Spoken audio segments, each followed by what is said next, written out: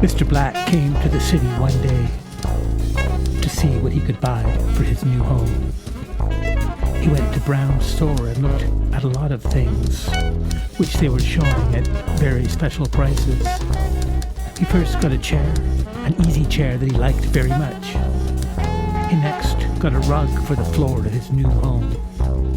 It took him a long time to see all the rugs in the store, so when he had the rug that he wanted, he had to hurry home.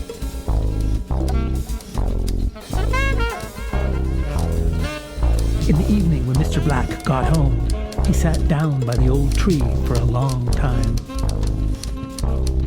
He was trying to see in his mind's eye all the nice things that he had looked at when he was in the big city. Mr. Black likes to go to the city, but he cannot go very often because he has to stop at home and look after things on the farm.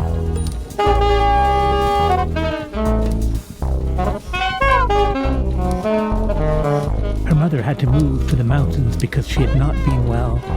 She tires very quickly and must rest several times a day.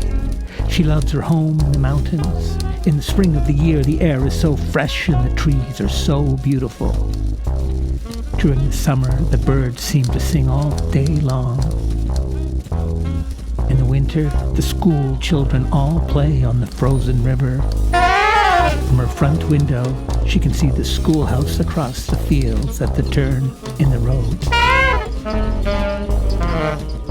I have a friend, an old soldier who owns a garden. He works day after day in this garden of his, among the flowers and bees.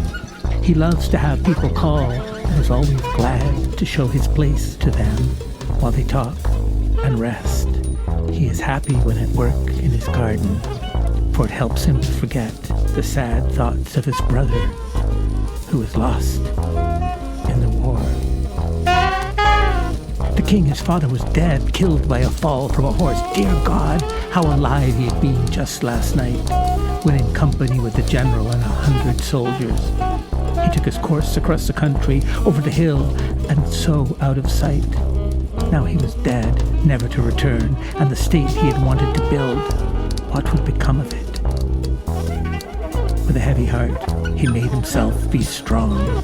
He was king now, and he must be ready to serve his country as his father had done before him.